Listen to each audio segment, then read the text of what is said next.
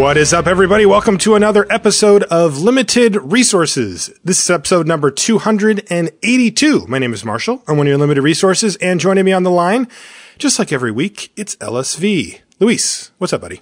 Not a whole lot. I'm excited to delve into the world of Tempest Remastered. Yeah, this is right in your wheelhouse. I know that that you've drafted Tempest as it existed in the past, but this week we have a really fun show lined up where we're going to talk all about Tempest Remastered, and we're even going to get some inside info on it. Before we do, I want to mention our sponsor, ChannelFireball.com. Don't forget to check out GrandPrixVegas.com if you're planning on attending that particular tournament. Remember, it is the biggest Magic tournament of all time already, and it's still growing. If you want to play in it, you're going to need to secure your seat early here, and you're going to want to do that. Also, you got to keep in mind, if you want to play in the side events, now these are kind of the marquee, high-value style side events, you're going to need to secure your seat in those too and pre-register for them. You can do all of that at GrandPrixVegas.com. And also make sure you check out ChannelFireball.com for a whole bunch of free, awesome content, videos, articles, all that kind of stuff from some of the best players in the world, as well as a full selection of singles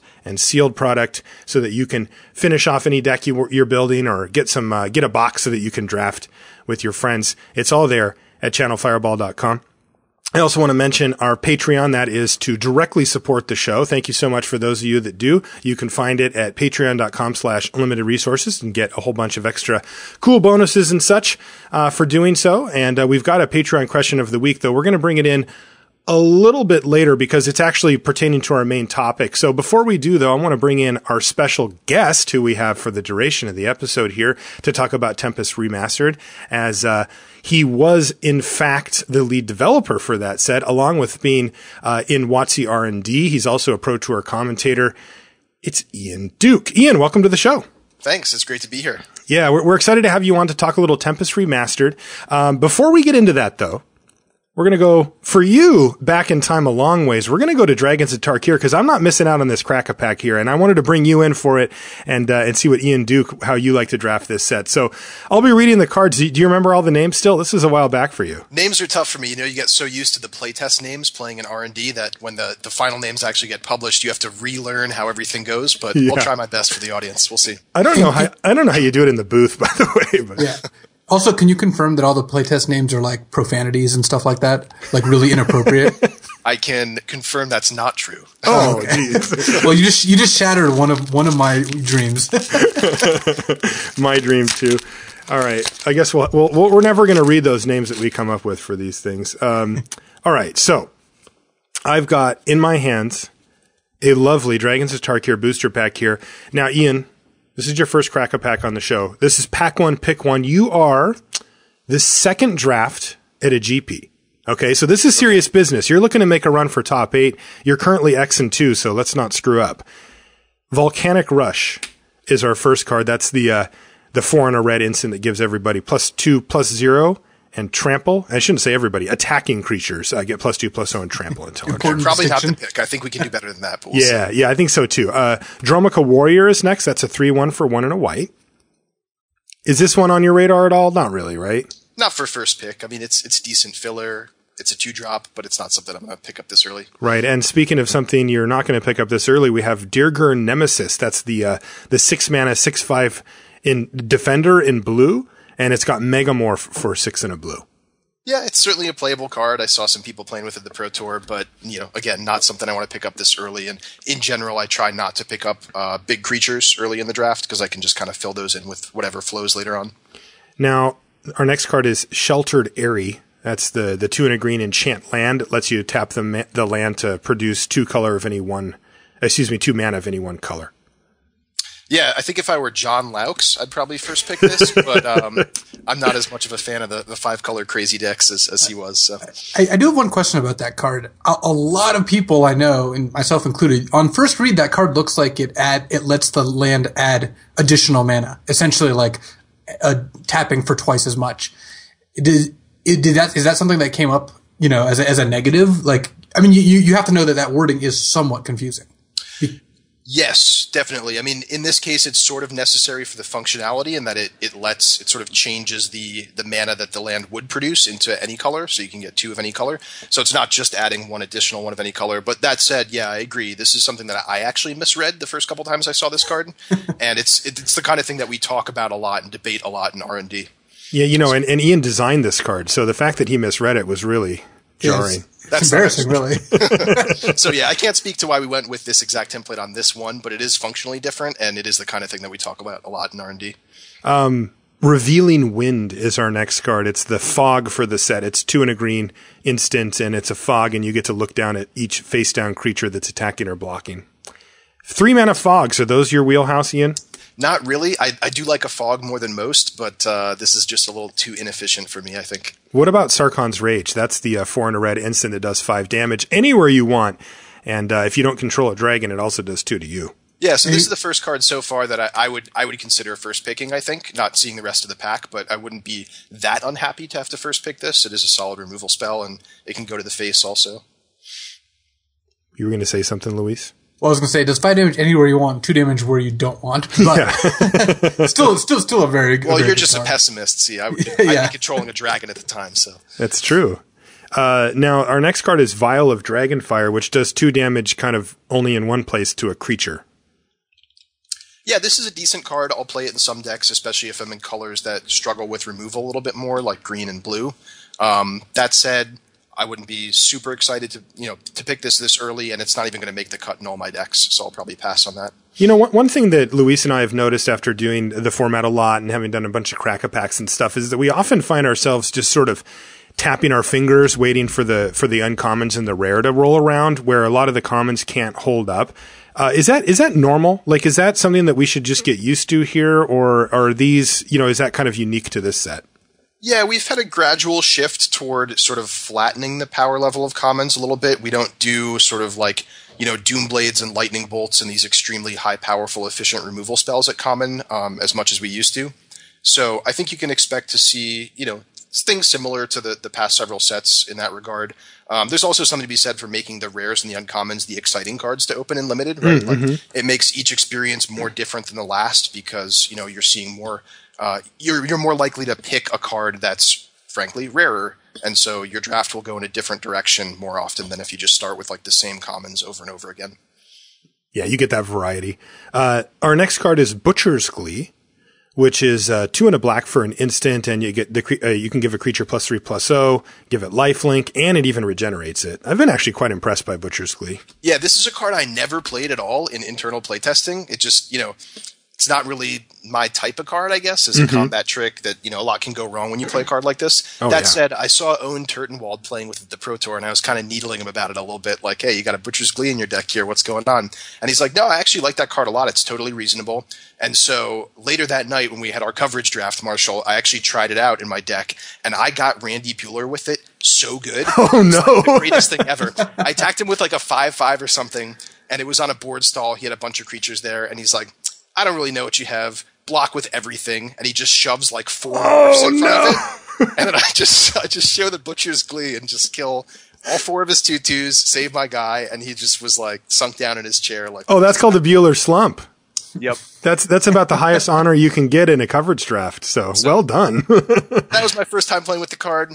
I can't say for sure whether it's great or good or just medium, but it worked out for me that time. So. Well, it's less good than that experience, but it is better than what it sounds like your initial thought was. I think the card's fine. It's a pretty big life swing, so it's a kind of combat trick you can actually just fire out sometimes even when they don't block. I mean, just making your 4/4 into a 7/4 lifelink is a pretty good deal when you're at 5 and they have a flyer out. So overall, I've been pretty impressed with the card. I have too, and I actually agree with you, Ian. My initial thoughts were not really what I want to be doing, but it has performed. All right, next we've got, at Common, we do have one of the exceptions to what you were saying earlier, Ian, about, those really powerful cards, but I think it's well placed in this set. It's Pacifism. So this is, of course, Pacifism, 1 and a white. The creature can't attack or block. But I think a lot of people have noted that, while Pacifism fits in that rare air of, really nice first pickable commons, it is a little weaker in this set, due to things like Exploit. We've definitely seen that happen. But still, I have to say, Pacifism's still great. Like, I'm quite happy to pick one of those. Yeah, it's funny you should bring it up. It is a great card, but actually, Pacifism was at uncommon for most of the set's lifetime. Oh, really? We actually shifted it down toward common late in the process. We had sort of regarded it as, it's kind of like a borderline card as far as how powerful we make removal these days at the common level. And so it could have either been common or uncommon, but it was uncommon for most of the time. And then toward the end of the process, we have we sort of focus in on draft balance a little bit more. And we invite sort of more of the developer-y type people, more people with Pro Tour experience internal to R&D, to kind of just grind on the draft format and hammer out the color balance and everything. And one of the things that we found late in the process is that with so many dragons in the set, we just wanted the removal to be a little bit more generous than usual, just so you could have more answers to the dragons at the common level. And that's when Pacifism and a few other cards either shifted down in rarity or improved in some ways. Interesting. Next, we've got Battle Mastery. The kind of card I hope my opponent plays. That's the 2 and a white aura that gives a creature double strike but doesn't do anything else. Yeah, this is not one of my favorite types of effects. You know, you set yourself up for a 2-for-1 a lot. Often when it does work out, you're just, getting in a few extra damage with a creature or what have you. So yeah, not a card I'm really looking to play, and certainly not a card I'm going to pick early. Sight of the Scale Lords is kind of a weird one. It's 4 and a green for an enchantment. It says at the beginning of combat on your turn, creatures you control with toughness 4 or greater get +2/+2 and gain vigilance until end of turn. What happened? What is this card doing? Well, I assume the card was grossly overpowered and had to be, emergency nerfed, and that's why we ended up where we are. I don't know. This is a pretty fun card. I was known to draft like the sort of Toughness Matters decks all throughout this block. Is kind of a theme in green-black and Cons and Fate Reforged, and continues a little bit into this set. I mean, this is more in like the goofy build-around space, but I've had drafts where I played this and I got it to work, and it is a lot of fun when you get it to work, in part because it's a pretty weak card, but it's like really satisfying when it works out for you. So I might have to try it. No Conifer Striders, though, with the Sight of the Scale Lords. Yeah. Next is a much more straightforward card. It's Dragon Hunter. That's the 2/1 for white, got protection from dragons, and it can block dragons as though it had reach. I think this thing performs pretty well for a 1-drop. We're like 2 layers deep here, because reaches can block as if it had flying, and now this can block as if it had reach. Speaking of templates, we talked a lot about. This was one I remember being discussed. But I'm sure it's a tricky one. Is this Savannah Lions at 2/1 for white? This is a fine card. I'll play it in just about any white deck. And speaking of satisfying, it is really satisfying when you can actually get their dragon with the Dragon Hunter. Oh, totally. And I think that this is one of those ones. It's an uncommon. It's kind of unassuming, and I've definitely seen people attack into it and just not know. They're just like, "What do you mean you're blocking it?" It's like, I'm blocking it and it's not doing any damage. We've got a foil here. Before we get to our rare, and it's Evolving Wilds, a card I'm always happy to see in a set. Yeah, I'll play that in most decks. I like it. Having one early means you can be more open to splashing like powerful uncommon dragons, or a Dragon Lord that I'm planning to open in Pack 2, of course. That said, it's probably not a card I'll pick this early in the draft, but I'm really happy to pick one up in like the middle of Pack 1 just to keep my options open. All right, now I want to see how dedicated you are to opening that Dragon Lord in Pack 2, because our rare is Haven of the Spirit Dragon. Well, so that's, of course, it taps to add colorless or mana of any color to cast dragons, and you can pay 2, tap it, and sack it to return a dragon or Ugin from your graveyard to your hand. Yeah, the optimist in me is just ready to go on this one. I mean, how can you complain when your land can turn into a dragon later on in the game? That's just awesome. That said, it's pretty ambitious to pick this up this early, but if you do have a deck where you have multiple dragons, I mean, this is a really, really powerful effect. A lot of people underestimate being able to turn a land into a powerful card late in the game. You have the classic sort of like Stalking Stones type lands that can animate later on. This is like a much more powerful version of that if you do have the dragons in your decks to support it. All right, so what do you like out of this pack? The cards I have pulled aside mainly are the Pacifism and the Sarkhan's Rage. Yep. But I don't know. Is there anything else that would be on the list for you here, Ian?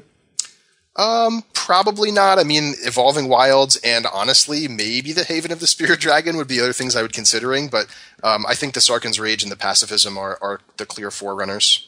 And what do you like? I mean, remember, this is a called draft day 2 of a GP here, so Yep, I would pick the pacifism, although I do have to admit my experience with the draft is, mostly internal to R&D as of like a year ago. I've played, several times since the set has gone live, but I may be underestimating how much things like exploit affect the value of pacifism in the format. I've heard a lot of players mention that, and to me it matters certainly, but I think pacifism is enough the better card that I would probably still go with that.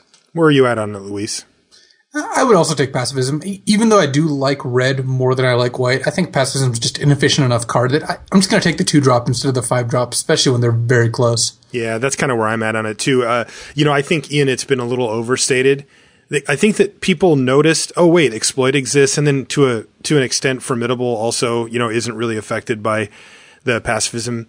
But I think that those have been overstated a little bit. I think that noticing that and factoring it in is smart. I think that overdoing it and saying, oh, pacifism isn't good in this set because of exploit is taking it too far. I found pacifism very good still. And that's what I would take here.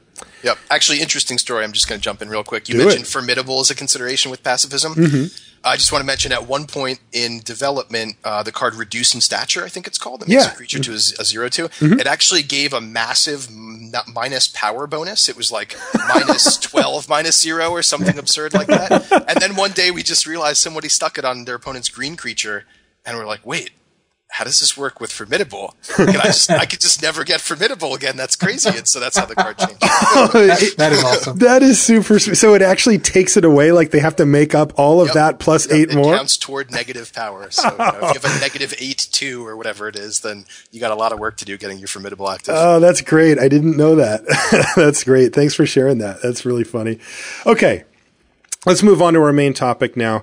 We are here to talk about Tempest Remastered. Now, I'm going to throw some facts out here, and then I'm going to get your take on, anything else that you wanted to say about the set from a big picture perspective before we start diving into some of the interesting interactions and little things that happened as you were the lead developer for it.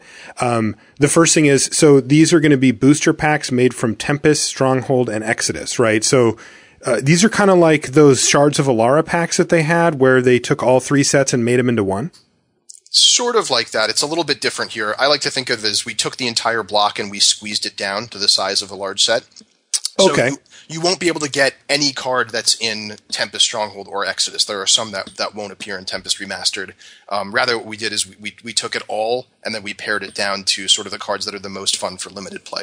Okay, but this is in fact taking all of those cards and then cutting some of them out until you got down to one set that is roughly equal to what we would have as a big set these days. Right. I haven't looked at the math in a while, but I'd say it's probably around like 40 to 50% of the cards in the block are in Tempest Remastered. Okay. And this is Magic Online only. Yep, that's right. Something for people to consider that, you're not going to be able to buy these or anything crazy like that. It comes out on May 6th, and it's got 269 cards in it, which, like we said, is a big one, a big set. And there's also some rarity changes. Yeah, and we're going to talk about those. So the first thing I want to do is answer our Patreon question, because I think it kind of leads us into that discussion nicely here. Because, those rarity changes that Luis just mentioned, plus a whole bunch. Yeah, we'll talk about it. So here's the first question, though, from Matthew Hall from the Patreon. He says, for a newer player who's never drafted Tempest, would Tempest Remastered still be enjoyable, or is it aimed mostly at veterans of the format?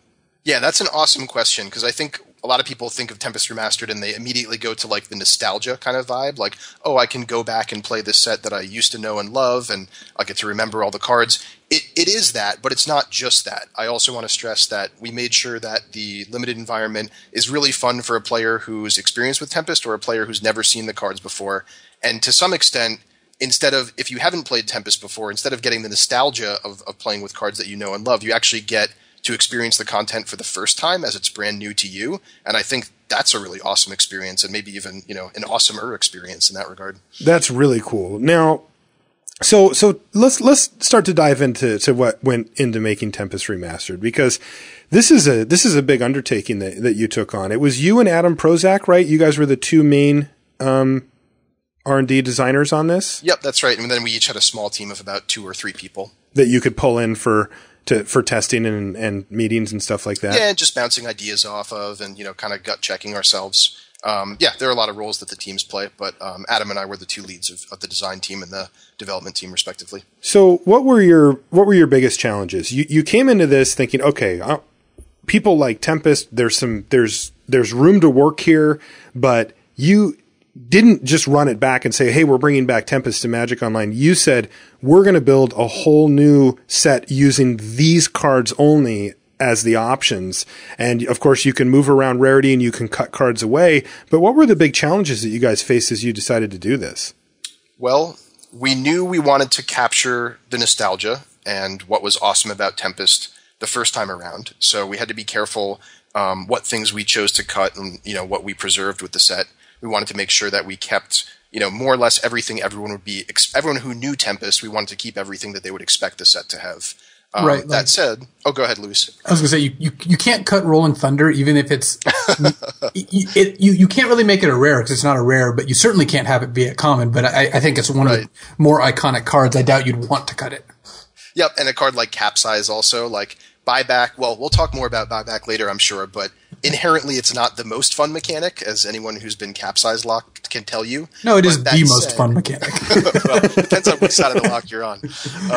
But that said, it's definitely one of the iconic cards from that block, and so we wanted to make sure that we included enough of that to kind of get those themes across and bring back the fun memories of having that happen, but not the painful memories of getting Capsize locked every single game because it's a common. So now it's up to uncommon. Speaking to other challenges, one of the big problems with the original Tempest block was color imbalance. Specifically, I think red and black were the strongest colors, most would agree, and then green was by far the weakest color. So we knew we wanted to bring back all these cards, but kind of remix them in a way that the colors ended up more balanced than they were the first time around. So that was probably like the single biggest development challenge that was on our minds when we started working on the set. Okay, so those are the big issues. Now, you kind of made a sandbox for yourself here, right? You said, okay, let's throw all the cards from this whole block in. Now, remember, we're talking about cards from the set Tempest, but also cards from Exodus and Stronghold as well, right? This is what made up the block? Mm-hmm. And one of our goals was to make sure we had enough from each of the three sets that it would feel like the entire block condensed down into one set and not just like, 85% Tempest with a couple Stronghold and Exodus cards. Oh, interesting. But also you limited yourself to only these cards, right? You said we can't just bring in other cards from, modern core sets or cards from that time frame to sort of fill these gaps and do these things. You guys said, no, we're going to keep it just to this block. Yep, just the cards from Tempest, Stronghold, and Exodus. And of course, it's worth pointing out, we can't actually change what any of the cards do. So normally when we're developing a new set, we get to do things like add a power to a creature or change the mana cost of a removal spell to sort of balance things out and get the colors right and everything. With this set, we were locked into working with sort of like the jigsaw pieces that were presented to us. Is that hard? That seems really difficult hard, to me. But fun and challenging. It's kind of like a, constraints breed creativity kind of a deal where like I have heard that before. You have a finite set of options, and so that it's almost satisfying in knowing that like there is a correct solution to the problem that you're working on.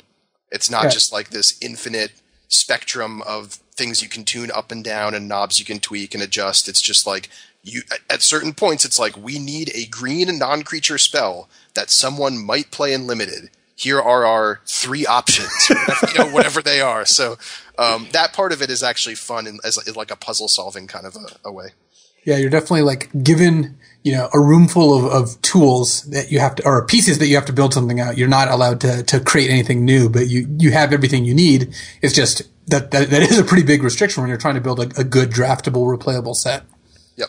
Did you ever think when you were going through this process that it wasn't going to come together? Like when you limit yourself in such a way, you say, okay, here's this room of tools that I can use to build this thing. But what if you just said, look, we need a green whatever, and there just isn't one. And this really throws the balance off. How did you address those challenges? Well, you do get into sticky situations like that where you really want a certain type of card and there's just nothing to choose from, but you can usually find ways to compensate and improvise and say like, well, hey, if this color just doesn't have a card that can do this in the set, maybe we'll play up some other aspect of the color, right? Sure. For example, red has pretty weak creatures, so we allowed ourselves to give red a little bit more generous removal spells and burn spells than we would in a typical modern set, as kind of like a interesting way to compensate for that. What was it like working with the old cards? I know that you're familiar with the old cards because you've been playing Magic for so long, but it must have been different for you to get your hands on these in the context of work, right? Of being a developer, a designer, who actually needs to work with these in a realistic work scenario, as opposed to just, I like these old cards, because things have changed a lot, right? I mean, talk to us a little bit about what Limited was like when Tempest came out. Well, yeah, I thought it would be weird going back to playing with these old cards or cards that I hadn't seen in a long, long time. But honestly, like, I just went straight back to like 15-year-old me or whatever it was, you know, cracking a box of Tempest on the floor of my bedroom and laying out all the cards and, you know, starting to brew decks with them and stuff. It just, I guess everyone has their different like nostalgia time frame for Magic. Mm-hmm. And for me, like Mirage and Tempest were the sets where I started playing a little bit before that, but these were the sets where like I really kind of came into my own as a Magic player. I started playing weekly tournaments and started drafting and things like that. And so these were the sets that like I really feel anchored in. I feel at home with these cards. And so that was a big leg up as far as working on this set. Coincidentally, Mirage was the first set like really designed to be drafted. So you had good timing. Yep. Yeah, what about that part of it? Like, when you were dealing with this cards, you know, if we go back in time and we take a look at this time frame as far as Limited went, before Mirage, like Luis just mentioned, the sets just weren't designed with Limited in mind at all, right? Yeah, I once tried to play an Ice Age sealed deck match against my friend Andy, and let me tell you, that is a miserable, miserable format. There's just nothing going on there. I think one of us had a scale worm or something. A scale worm. It's a bomb. Yeah, and that was just a total bomb. Like all the other creatures were 1/1s and 2/2s and just couldn't accomplish anything. There's very little flying in some of those early sets, and yeah, just the stark contrast from those early sets pre-Mirage to Mirage, and then again from Mirage to Tempest. Just each step of the way is a huge step. Toward what we know and accept as modern Magic, I guess.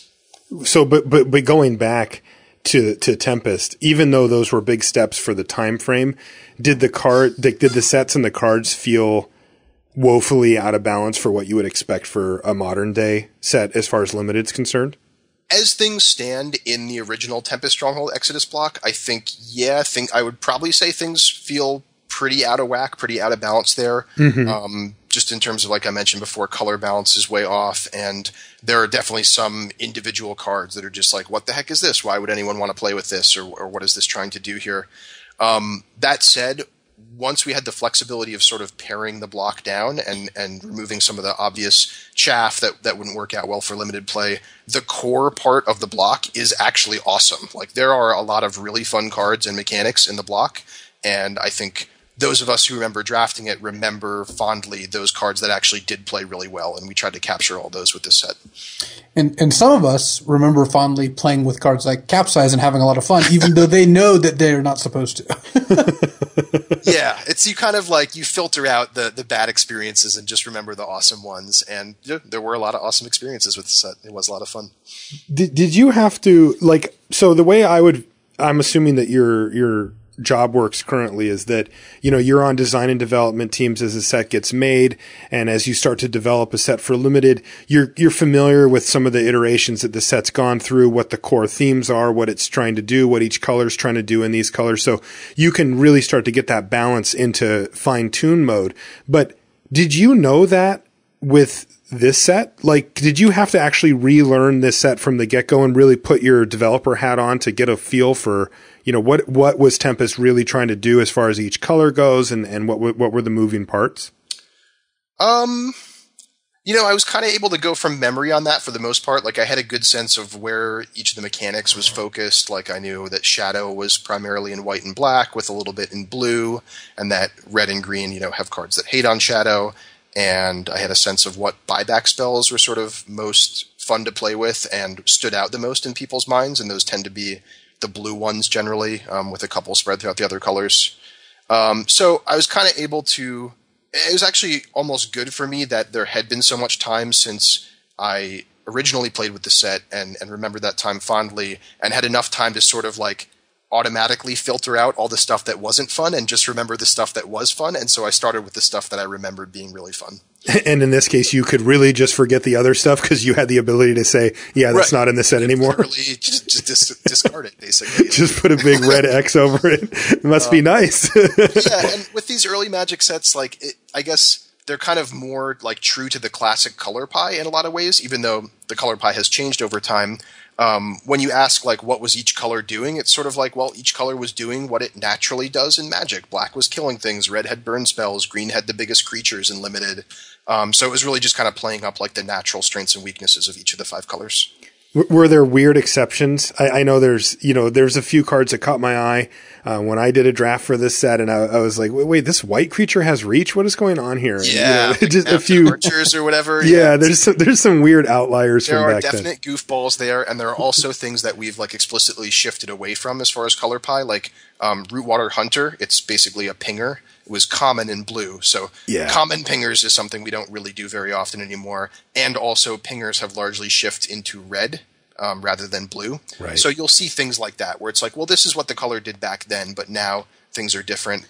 And I just want to say, when we came to decisions like that, or came to cards like that, we did allow colors to still do the things that they did back in those days. So it's not like we totally adjusted the color pie. We actually went back to the mentality of what did each color do at this stage in Magic's history. Yeah, like I noticed you kept Rootwater Hunter. It's still in the set. It's just an uncommon now. Exactly, yeah. And yeah, Luis talked about rarity shifts earlier. Yeah, why don't we talk about those? Those are one of the tools that you were able to use to get things the way you wanted. What's a rarity shift? How does that work?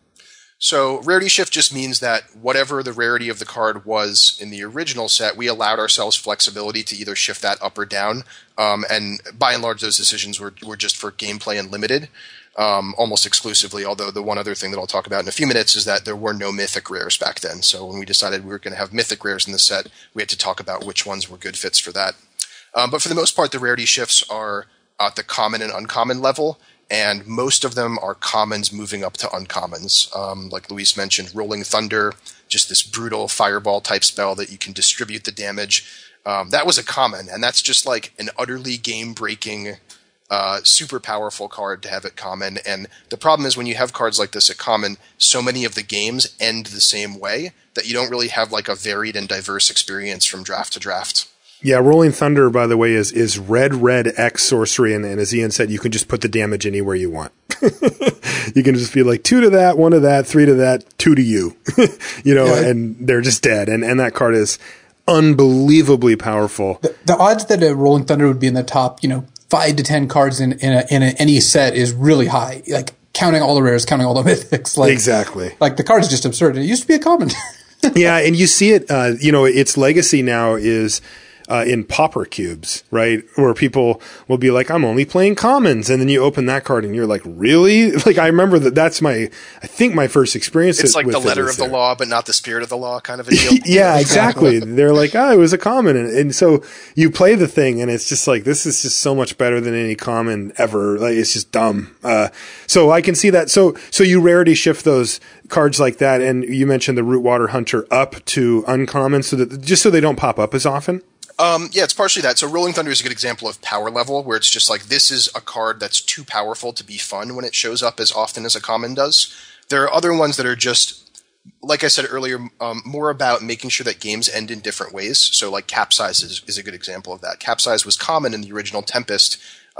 This is a card for a colorless and 2 blue. You can bounce a permanent back to the opponent's hand and buy it back for 3 mana. So once you hit 6 mana, you can start bouncing your opponent's biggest creature every turn and just kind of stalling them out and making them recast at each turn. Eventually, the game gets up to a point where maybe you have like 12 mana, and now you're bouncing their biggest creature and a land every turn, or 2 lands every turn. And eventually, you just threaten to either, totally forestall the game to the point where your opponent can't beat you, or just send all their permanents back to their hand, and eventually they just have no board and have to concede. And that's not, Luis is smiling. It's interesting the first time that happens to you, and it's like, oh, cool. That was a unique thing that doesn't really happen often in Magic. It's not as interesting like the 14th time that happens to you. And in fact, you probably wouldn't get to a 14th time.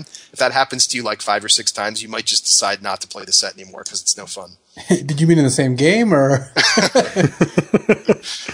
Yeah, that said, I mean, those cards are fun to win with, but they're more fun to win with when it happens less often, and it's not the same thing happening every time. So now, yeah, I'm sure that's one of the things that you have to fight against as a competitive player is that, like, I mean, jokes aside, I do enjoy casting Capsize. That's one of the reasons I like drafting Tempest, Stronghold, Exodus. Is it's a lot of fun, but I know that it's not a thing that it makes for a good limited format. Like Capsize would be like one of the top things on your list to move up. I'm sure they did not take a lot of thought. Yep. And I would have said the same thing. Like as a player too, yeah, that's it's what we call a spike card, right? Like it's fun because you win with it a lot, and winning is fun. But it's not a fun card in the sense that like the net fun that both players are having combined is positive, right? It's like it's probably less fun for your opponent than it is for you, no matter how fun it is for you. It's just, Well, what if your fun level goes up as theirs goes down? Well, maybe for you, Luis, you're an exception. You're contributing to the left side of that balance in the net fun equation or whatever. Yeah, but when you're developing a set, obviously you have to look at the net fun almost more importantly, even though any amount of negative fun is somewhat of a cause for concern. Yeah, like one of the secrets of development is like the ideal thing you can do is get things to a point where people are having fun losing, because then you've done it, right? Like it's easy to make people have fun when they're winning. It's a harder thing to say, like, well, you lost that game. Was it still an enjoyable experience? And if you can get there, then you're making a really fun set. Now, you mentioned these mythic rares that just simply didn't exist when Tempest was first printed. What was the deal with those? So mythics were first introduced in Shards of Alara, I think. Yeah.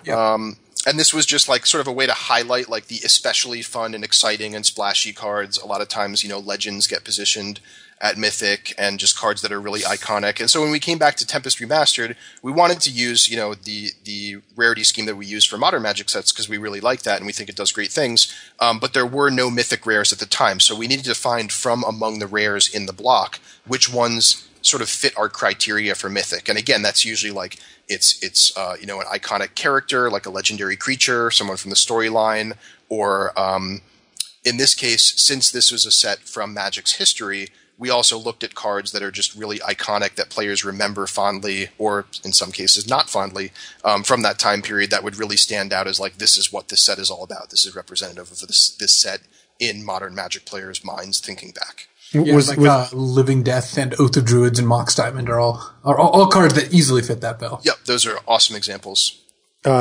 Humility.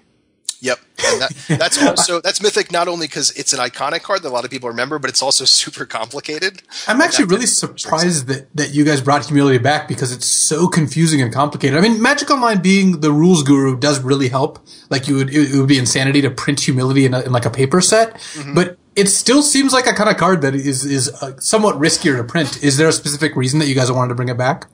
I mean, I'd have to look back at the other options that we considered for that slot also, but I think Humility is it's a card that has a lot of appeal to casual players. I think there's just something really visceral about making your opponent's awesome creatures just shrink down to 1/1s that do nothing, making your tokens trade for their dragons or whatever it is. And yeah, we also wanted to include cards that players wanted to own in the set. So whenever we were talking about which rares to include or which Wasteland, we were thinking about cards that players want to own. And yeah, Wasteland is a good example of that. I'm not ashamed to say, like, I totally acknowledge that players want to own Wasteland, and that's a big part of the reason it's in the set.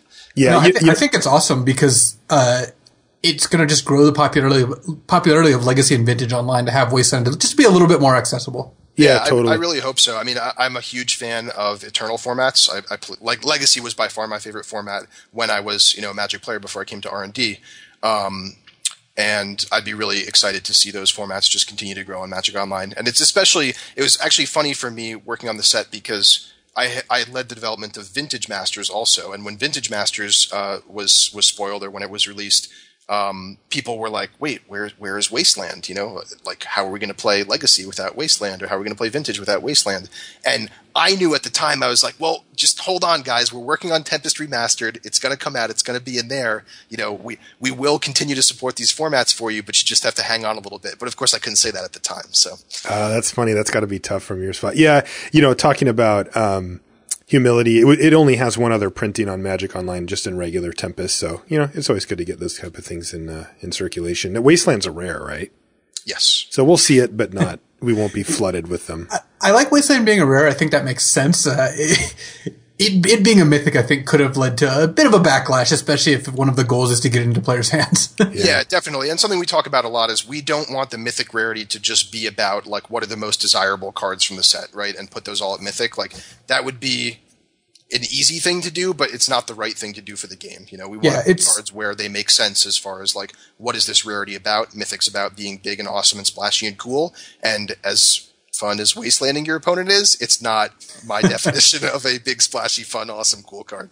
Yeah, it's awesome when something like Jace the Mind Sculptor comes up, because that, Jace is Mythic in every sense of the word, but yeah, you don't want to make a card like Mutavault, for example, into a Mythic, even though it is one of the more desirable cards in a particular set. Yeah, and I think actually Mutavault is a card like Aaron Forsythe used in his article when he was introducing Mythic rarities. Like, we're not going to make cards like Mutavault, these sort of boring tournament staple cards, into Mythics. So, declarative statements like that have generally not been the wisest strategy to start with, just because it kind of locks you in a little bit when you don't really need to be locked in, but... Yeah, and I mean, take everything with a grain of salt, right? But we're, just trying to convey what the purpose of the rarity is, I guess. Yeah, and I like that you guys pick some, like, I saw that Time Warp is a Mythic, and that to me, is a big, splashy, cool card with a cool effect, and it's also iconic. Like, it's a card that makes me remember back to that time, and I like seeing cards like that there too. Yeah, that was like one of the exciting cards from the set. From my perspective as, like a 15-year-old casual player or whatever, I was like, what? Take an extra turn, Time Walk. They brought back Time Walk. That's awesome. Yeah, it only costs 3 more mana. How do they? Who cares? Who cares how much it costs, Marshall? It's still awesome. Dude, I was the same one. Trust me. I love that card. I still do. So let's start to transition a little bit to strategic type stuff that you had to deal with, that maybe our listeners could pick up on as they're starting to get ready to draft this set, not too far off. Are we talking about a 2-color set here or 3-color? Can people go deep? What are we looking at here? Yeah, it's definitely a 2-color set is the baseline answer I'll give you there. There are dual lands in the set. However, I will acknowledge they are kind of bad dual lands. They're really not that efficient or powerful. They slow you down quite a bit. We've got the enemy enter the battlefield tapped pain lands, and then what I call the Thalicos lowland cycle, I guess, which they tap and then don't untap the next turn. So they're there if you want them. If you want to do some kind of crazy, like 5-color slivers deck or something, they're there to enable that. But generally speaking, pro tip, I would recommend you guys stick to 2 colors probably, or 2 colors with a splash, just like most limited formats. It is funny looking back at sets from, this era or before where the dual lands are this bad. Creatures are generally all worse, like Wrathy Dragon's a 4-mana 5/5 flyer that you have to sack 2 lands when you play it. And then and then cards like Rolling Thunder and Curse Scroll and Capsize are just abound because it's so much harder to tell when spells are broken than it is when creatures are broken. So. Yeah, definitely. Yeah, that's pretty funny. It must have been interesting because you guys are so much more adept at that kind of stuff now in R&D, where you've iterated on this same process. If we look at it from a big picture perspective, the Tempest block was effectively the second iteration, right, of this. Okay, we're thinking about limited when we make these cards, and now you're, whatever, 15, 20 years later, and it's been iterated on, way, way, way more times, and you guys have got it down to, a real science now. What other big picture things should our listeners be looking at as far as when they sit down to do their first draft of Tempest Remastered? They're going to be drafting 2 colors. Would you categorize the format as fast or slow, or you can kind of do what you want? Does it fit into one of those camps? Are we talking Zendikar M14 or more like Khans where it's kind of in the middle?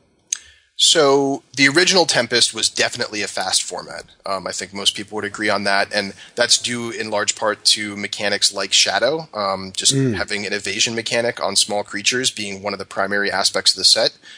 Definitely lends itself toward an aggressive environment.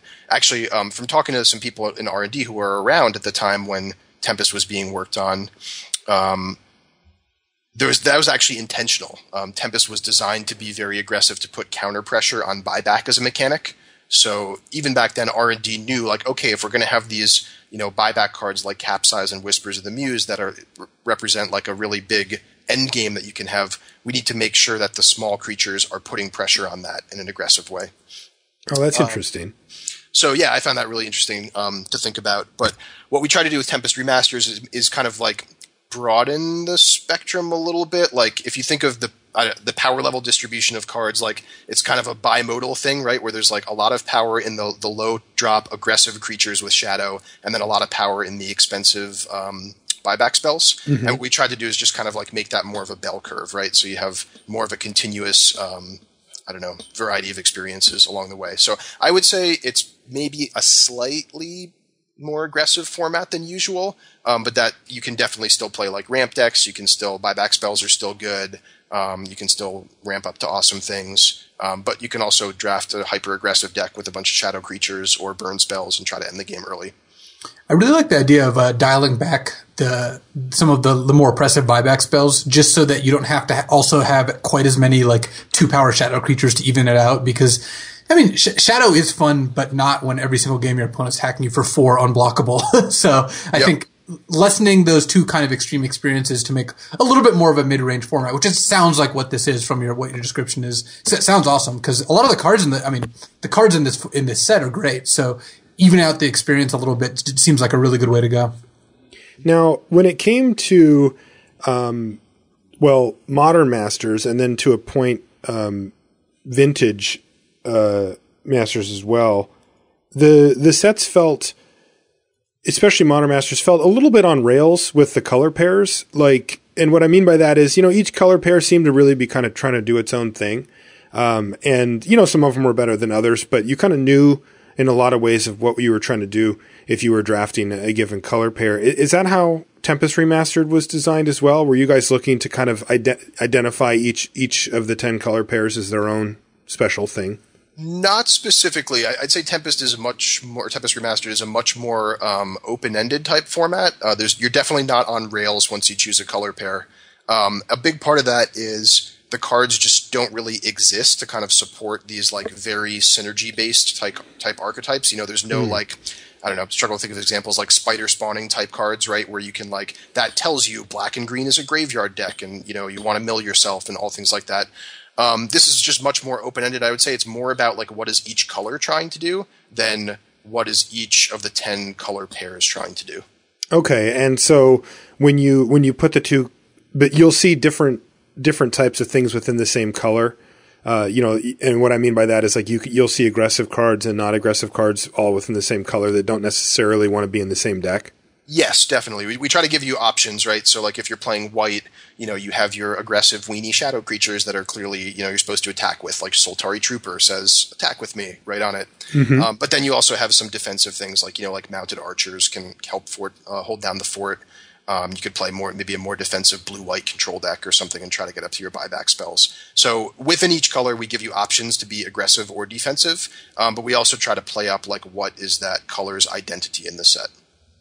Would you say that if I wanted, I could sit down and draft either an aggressive deck or a more mid-range deck or a longer game control type deck and be successful? Yes. Ooh, that's good. Yeah. I like the sound of that.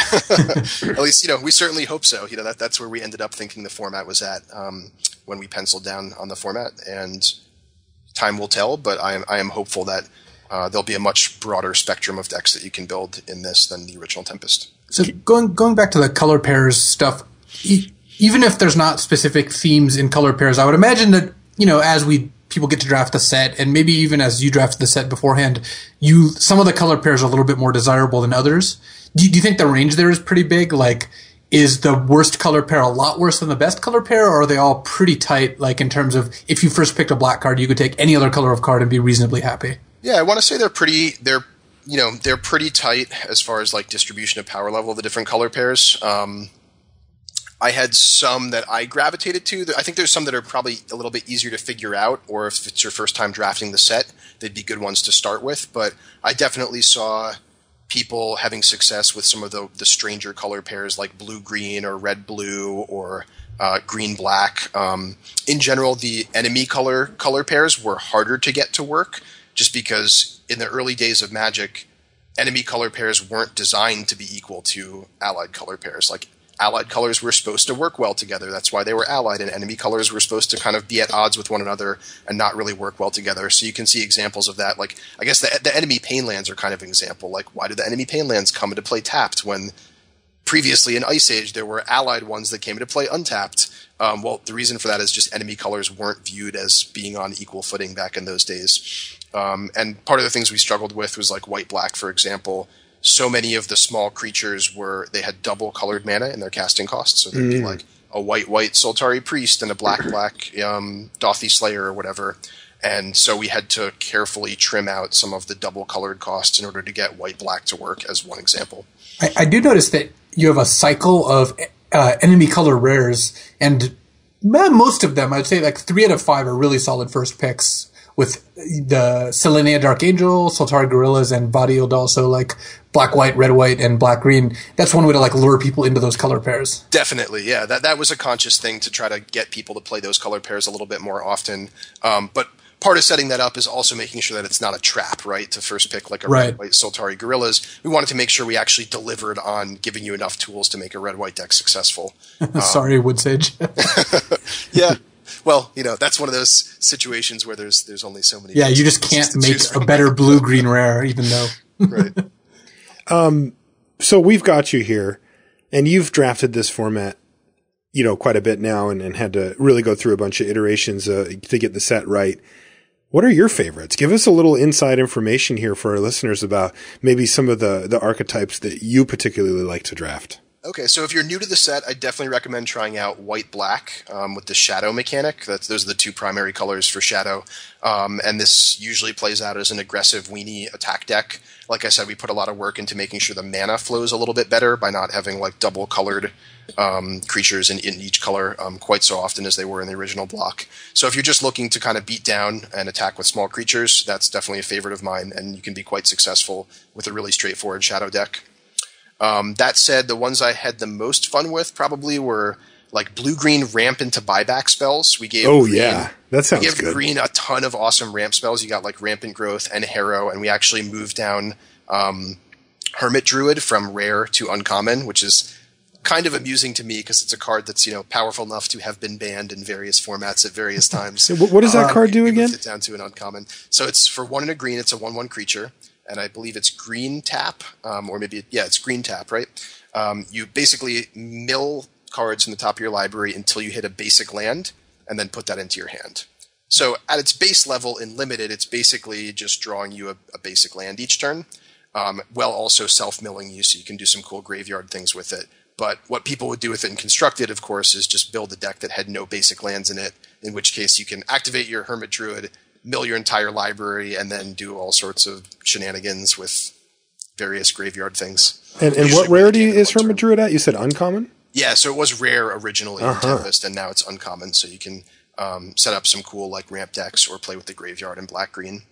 And so pairing green with blue lets you ramp up your mana and get to the point where you can cast your buyback spells reliably, which is a lot of fun. Black-green is also pretty fun graveyard deck for a lot of those same reasons.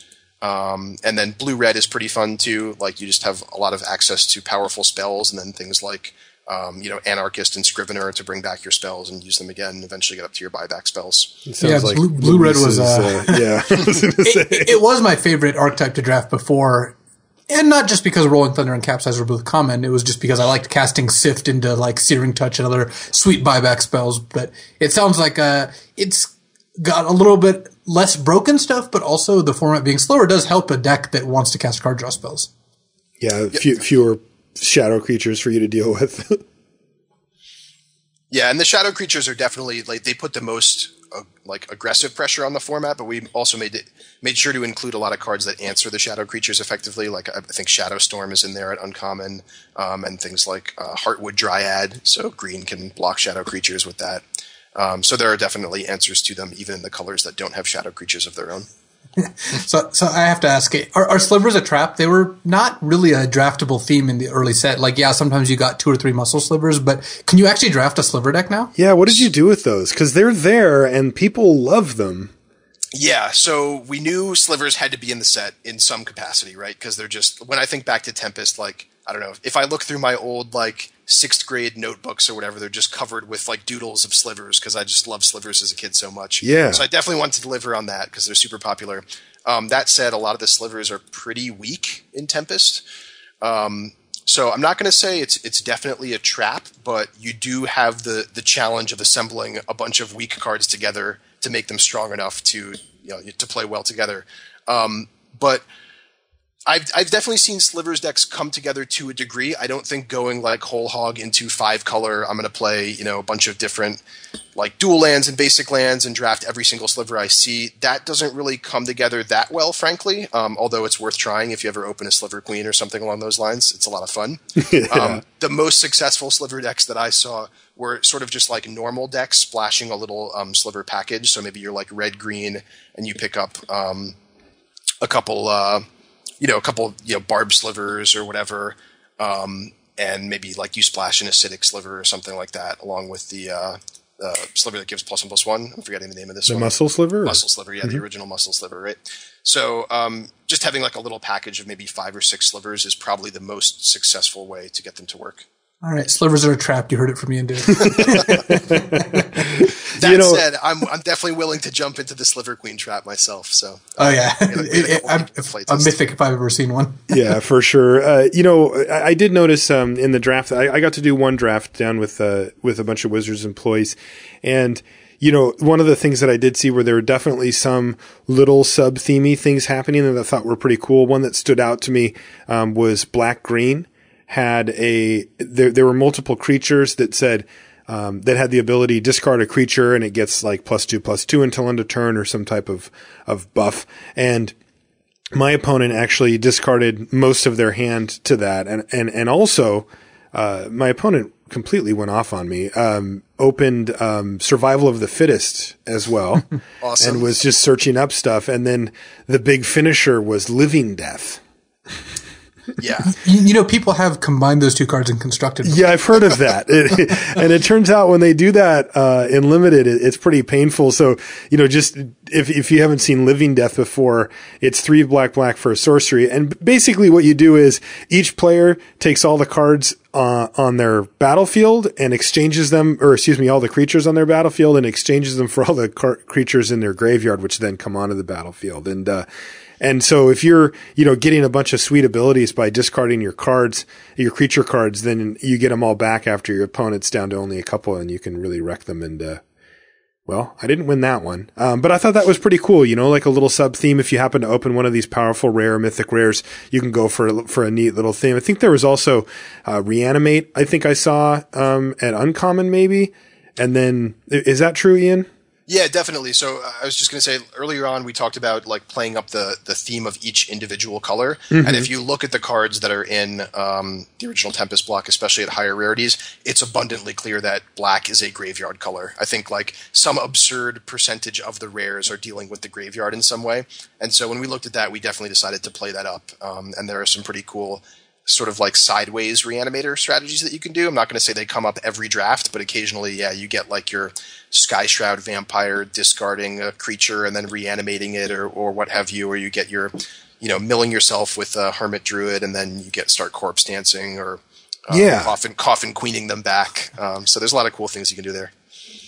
That seems pretty sweet. What was your favorite or most successful deck that you've drafted? What was the one that really stood out to you as like, if I could just draft this thing every time, I'd be happy? I think I probably had a blue-green ramp deck at one point. That was my favorite one. I just had a ton of like rampant growths and harrows and stuff like that, and then big green creatures and buyback spells and counter spells. One of the things we try to do, so I mentioned before in the original block, green was probably the weakest color overall. It was the weakest color overall, I can safely say, by a significant margin. So what we did is we actually downshifted some of the green creatures and just really played up the fact that green gets the biggest creatures in Limited. And the other colors actually don't really get big creatures. So it's a pretty big advantage just to have a bunch of like reasonably efficient 4/4s and 4/3s and 5/5s in green, because you just are way bigger than what your opponent is doing. And you were doing some of that? Yep. So ramping up to big creatures, buyback spells, card draw, counter spells. Yeah, it's kind of my style of deck. I'm in for this one too, buddy. That one sounds great. Before I let you go, Luis, did you have any other questions you wanted to ask Ian before I put one last question to him here? I just want to know where Fireslinger went. That's all. Well, we knew there was only so much room for pingers in the set, and I think we decided for whatever reason to keep Rootwater Hunter rather than Fireslingers. I'll allow it, I suppose. Yeah, I mean, Red's got plenty of other strong spells, so we had to trim things down somewhere. Any general advice that you'd like to give our listeners when they sit down to do their draft? No, get in there and have fun. I mean, don't be beholden to biases that you had with the original Tempest. I think things have changed a lot in terms of color balance. So if you've played Tempest before, kind of try to view it with a new light and keep your mind open and be ready to jump into color pairs that you may have thought didn't work before or draft colors that weren't your favorite before just to try them out. I think a lot of the fun of the set is going to be a re-exploration for people who have experienced it before. And for those who have not experienced it before, just getting to see the cards for the first time, I think this set puts those cards in a good light where, you know, it's a relatively balanced format and there's lots of things that you can do with them and the cards are going to basically do what they say they do and not disappoint you for the most part. So just, jump in there and do what looks fun to you and explore it. I like that advice. Ian, thanks so much for taking the time to come on the show and chat with us about Tempest Remastered. It was really cool and great to get a different perspective, especially when, you know, from somebody who actually made the set, which is really, really cool. If people enjoyed, you know, what you said and that, where can they find you? Can they talk to you on social media? Where can they get at you? Nope. Next question, Marsh. Yeah, I mean, so I'm not super active on social media these days, but there are definitely places you can reach me. You can follow me on Twitter at MTG_iDuke. Or you can follow me on my articles that I usually do an article every couple months on the website, so you can check through my archives there too. On Daily MTG? On Daily MTG, yep. All right. Well, thanks a lot, man, for taking the time. It was a really interesting conversation, and we'll try to get you back on the show. And if not, I'll see you in the booth. Yeah, it's been a pleasure to be here. Thanks for having me. Yeah. If you want to find Luis and I, it's easy to do. We're both on Twitter. Well, a lot more than Ian, as it turns out. I am Marshall_LR and Luis is LSV. You can hit us up on there. I want to remind you that Limited Resources is brought to you every week by ChannelFireball.com. Make sure you check out their website for a lot of awesome free content from some of the best players in the world, videos, articles, all of it there, as well as a full selection of singles and sealed product for whatever you may need, even supplies like Limited Resources t-shirts. Those are available there for $11.99. And so be sure to check them out. That's going to do it for this week. We've got a busy couple of weeks coming up. Luis and I are doing some GPs coming up, and it's going to be, but we're going to fit in the show, and it'll be fun as always. Thanks for hanging out, guys. We'll see you next week. So for a sign-off today, in honor of Tempest Remastered, I just want to take a brief look at my 5 favorite limited formats, and these are formats that I would recommend playing when they come back on Magic Online. Not all of them would come back all that often, but when they do, I definitely think you should take a look, or play them in real life. I mean, you can just get these packs and draft with your friends. I've done that before too. So I guess the 5th is the only one that I would have to have the caveat that it's not for everyone, and that's a Champions of Kamigawa draft.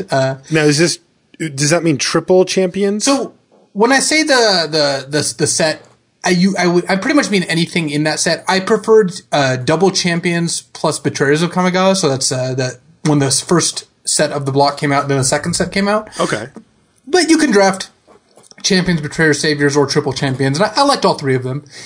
A lot of people didn't because a lot of the cards had weird names, like Kami of the Painted Road and whatnot. Oyobi who split the heavens, and it turns out that wasn't the most resonant, and because the mechanics led to like some pretty long games. But honestly, if you really like Limited Resources, I would imagine you can get behind mechanics like Soul Shift, which is basically whenever a 6-mana spirit with Soul Shift died, it got a 5-mana spirit back or less, and the same on 5 and the same on 4. And the whole point of this deck, this is my favorite deck, was to draft the Soul Shift deck where your 5-drop got back your 4-drop. When your 4-drop died, it got back your 3-drop. When that died, it got back your 2-drop. And basically every single card in your deck draws another card. So that sounds good to me. It was awesome. But it's in sharp contrast to the next one, which is the original Mirrodin. I liked, and this is actually kind of telling that a lot of my favorite formats were big, small. So like with Mirrodin, I really liked Mirrodin Darksteel, and I think that speaks volumes towards a lot of the sets that we're seeing in modern design now being 2-block formats, where you see big, big, small a lot more often than you see 3 different sets of big, small, small of 3 different sets. So I don't know. I think those ended up drafting a little better. They're less fragmented. And original Mirrodin just had these crazy decks that had 14 lands in it because you could play all these affinity for artifacts cards like Frogmite and Mirror Enforcer. And I loved playing those decks. There's just so many different decks you could draft. That was just one of them. That felt very different from normal Limited, from Limited that you'd play without it. So I hated that set. Oh yeah, it was so good. Because I drafted it once, and I was like, against you, we were on the Magic Cruise, and I was like, oh, this is a sweet artifact set, so I'm going to draft all these artifacts. So I did, and then you played a card called Molder Slug.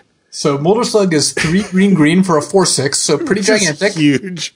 And it is the abyss for artifacts. At the beginning of each player's upkeep, that player sacrifices an artifact. So I didn't have any artifacts in my deck because I had a Molder Slug. So I just locked you out with Molder Slug, which is really what the card tended to do. Yeah, I didn't have any way to kill the stupid thing. that was it. So the best rare in the set. So yeah, rest assured that one didn't make my top 5. No, it definitely made mine. The next one would be Original Ravnica. So this is Ravnica City of Guilds. And here I actually liked any of the permutations, whether it was triple Ravnica, whether it was Ravnica Guild Pact or Ravnica Guild Pact Ascension. And that's just because it was a multicolor set that was just done so well. The gold cards were awesome. The different guilds were awesome. Combining the guilds was awesome. And even though I really did like Return to Ravnica and all its attendant sets, Original Ravnica is still one of my top 5 formats. So I would definitely recommend that one. That was number 3? That was number 3. The last 2 are both within the last couple of years. I guess it's getting on to around 5 years now. And both, I think, are just triumphs of modern design. Rise of Eldrazi is my second set here, and that triple Rise of the Eldrazi was only drafted by itself, basically. It just had so many incredible things going on that really just turned Limited on its head. I mean, this is a set where there was a common 8-drop, Ulamog's Crusher, and you could draft these ramp decks that go up to 15. Hardcasting Emrakul is a real thing in this set. I did it once. Yeah, it was just awesome. And Rise is just full of value cards. There's also these like really niche archetypes that you could draft that were very good, but you could also draft kind of like the more like level 1 archetypes and have those be good. And I just think it was just all the cards worked so well together. The cards did a really good job of filling multiple roles. Like you'd see a card and you would kind of not know why it was there, and then all of a sudden it just enables multiple really awesome decks. And I just think Rise of the Eldrazi was just such a fun set to draft. So I would highly recommend that one. And then the number 1 set, I think, is the high water mark is just Innistrad. Innistrad was a lot of people's introduction to drafting because it came out after Magic was, quite popular, and it was only a couple years ago now. And Innistrad is just an A+ in basically every category, from flavor with like the Gothic horror set to just gameplay and mechanics, and the fact that there's these like hidden decks that people didn't discover until weeks in, like the Spider Spawning deck or the Burning Vengeance deck. I think Innistrad is it's just my favorite limited format of all time. It's just so good. And if you take anything out of this, it's that if it's ever on Magic Online, you should draft it again. And even if it isn't, you should just get packs of Innistrad and draft it with your friends. Yeah, it's really awesome. Ian, what's your favorite set to draft? Oh, wow, you're really putting me on the spot. Yeah, buddy, out of nowhere. Especially after Luis just went off with all of his. Yeah. I think, Innistrad is definitely one of my favorites for sure. I have a soft spot for Lorwyn, actually, which is kind of funny. This is me without my developer hat on. Yeah, I was about to say. Other issues there, too. But for me, Lorwyn was at the time when I just started playing Magic again. I had just gone off to graduate school and sort of found some new friends that were playing Magic locally and started playing weekly drafts again. And Lorwyn just kind of resonated with me. Also, I studied a little bit of Celtic mythology in college, so a lot of those things were familiar to me, and I just really enjoyed it a lot. And it's a very chessy format. So what I mean by that is like there's lots of complexity on the board where you have to figure out, okay, I have a Silver Gildouser, so I can give your creature -X/-0, and what does that mean about your next attack that you can do? But I have to watch out for your flash creature or whatever else. So it definitely was like very difficult to process, I think, and it sort of led us to some new development philosophies that we have, what we call New World Order. We're making sure that there's less Silver Gildousers that come. Yeah, the board state doesn't get too complex. But for me as a player at that time, I really enjoyed it, so I've got a soft spot for that. But I would say of the sort of modern sets, Innistrad is probably my favorite. All right, so Tempest Remastered, his favorite set. You heard it here. Tempest Remastered is awesome for sure. But we just spent a long time talking about that one, so I thought I'd share a couple others. So to sum it up, you should draft Tempest Remastered or any of the sets on this list. And I think that'll about do it.